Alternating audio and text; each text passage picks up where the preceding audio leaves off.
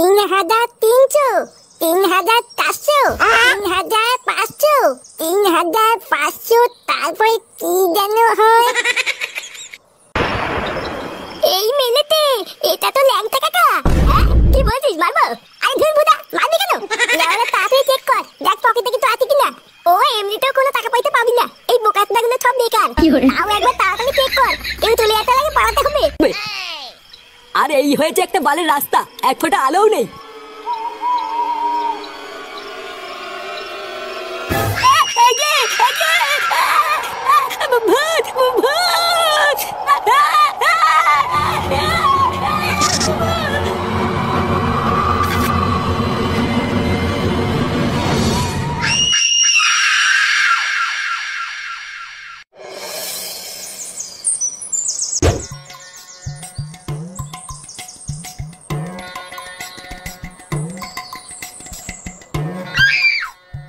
এ মদন, দুটো সেটা ভাঙা কাটিং মেরে চা দে তো। আর হ্যাঁ, একটু মালাই মেরে দিস, তোর এই একবারের 500 চা খেতে খেতে পেটে চড়া পড়ে গেছে। আরে সে না হয় কাটিং মেরে চা দেবো, কিন্তু টাকা এনেছো তো? সকাল থেকে এখনো কিন্তু বউনি হয়নি, ধার দিনে চা দেবো না। এ লেওরা বলে কি রে? পল্টুদা বলছে সকালবেলা ধার দিনে চা দেবে না। এই কি হয়েছে, ধার দিনে চা দিবি না মানে? ভোদার বার লিখে রাখ, মাসের 10 তারিখ এসে দিয়ে যাবো। আরে না গো পল্টু, তোমার মুখের কথার কোনো বিশ্বাস নেই। অমন কত 10 তারিখ এলো গেল, একবার তো টাকা আমার হাতে এলো না। এই চুদের ভাই, পল্টুদা যখন বলেছে 10 তারিখে দিয়ে যাবে তখন দিয়ে যাবে। ভোদার বার সকালবেলা বেশি না খেয়েছে চা দে। এ বড় বাল এলেন রে, আমার এক কথা 100 কথা সমান। আগে ধার মেটাও, তারপরে চা খাও। বুঝলা পল্টুদা, দিন দিন এই গাড় মাইটের বিশাল সাহস হয়ে যাচ্ছে। দাঁড়া না, ওর এই সাহস আমি সেটার মধ্যে ঢুকাচ্ছি। এ কি রে বড়া, তোরা এখানে কি করছিস? এই দেখ না ফুটো, মদন আমাদের বাকিতে চা দিচ্ছে না। ওলে ওরা বাদ দে তো, ওরে বালের চা কে খায়? ওর চায়েরও গার মারি আর ওর টাকারও পোঙা মারি। চল পল্টু, আমার সাথে একদিকে চল, তোদেরকে সেটা ভাঙা চা খাওয়াবো। সেটা ভাঙা চা খাওয়াবি? কিন্তু কোথায়? আরে তোরা জানিস না, এই গ্রামে নতুন একটা বৌদি চপের দোকান খুলেছে। আর বৌদি বলেছে আজ থেকে ওই দোকানে মারাই মেরে চাও বিক্রি করবে। চল চল, আজ থেকে বাড়া আমরা ওই দোকানে গিয়ে আড্ডা মারবো। হ্যাঁ তাই চল। আর দাঁড়া শান্তির ছেলে, তোর সেটা আমি পরে ভাঙছি। 3,300, 3,400, 3,500, 3,500, তারপরে কি যেন হয়। বাড়া আমার মানি ব্যাগটা গেলে কোথায়? ওরা এই বাড়িতে কিছু রেখে আমি শান্তিও পাই না। দাদু কি হইছে? আমার মানি ব্যাগটা কোথাও দেখেছো দাদু ভাই? ওর ভিতরে এই মাসের বাজার করা 3,000 টাকা ছিল। মানি ব্যাগ কই দাদু? আমি দেখিনি তো।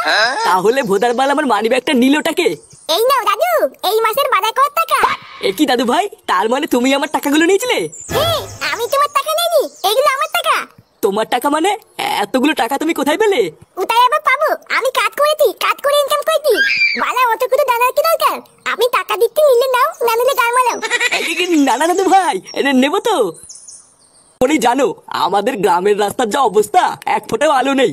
তা ওই রাস্তা দিয়ে কাল রাতে বাড়ি ফেরার সময় ঘনাদা নাকি স্পষ্ট দেখেছে হঠাৎ নাকি গাছ থেকে একটা ভূত নেমে এসে ঘনাদার সামনে এসে দাঁড়িয়েছিল। আর সেই দৃশ্য দেখে ঘনাদা তো ওখানেই অজ্ঞান হয়ে যায়। কিন্তু আজ সকালে জ্ঞান ফিরতেই দেখে ঘনাদার পকেটে আর 1 টাকাও নেই। কি বলো কি হে, ভূতে কি তাহলে ডাকাতি করলো নাকি? আরে না, এটা কোনো ভূতের কাজ না। ও দেখো গিয়ে, এটা নিশ্চয়ই কোনো চোর ছিনতাইবাজের কাজ। কি রে বড়া, এগুলো কি শুনছি? গ্রামে কাল রাতে ভূতের ভয় দেখি চুরি হয়েছে। হ্যাঁ রে, আমিও তো তাই শুনলাম। এই লেওরা কোন শান্তি ছিল এরকম করছে বলতো? বাড়ার বাল ওর কি পাবলিকে চোদন খাওয়ার ভয় নেই নাকি? আচ্ছা পল্টুদা, হতেও তো পারে যে ওটা সত্যি করেই ভূত ছিল।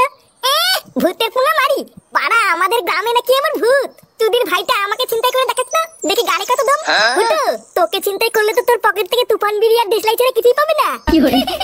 হ্যাঁ বড়া, তাজা বলেছিস। পল্টুদা কি ভাবছো এত? ভাবছি যে গ্রামে আবার আরেকটা নতুন কেলেঙ্কারি শুরু হলো। আচ্ছা যাই হোক, চ ক্লাবের দিকে চ।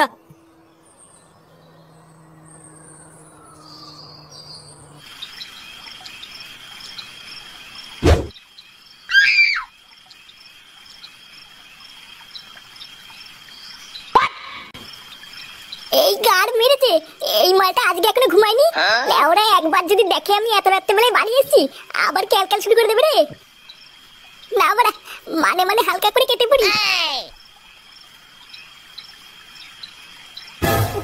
কিরে বাজে কটা? চোরের বাচ্চা, তুই আর শুধরাবি না বল।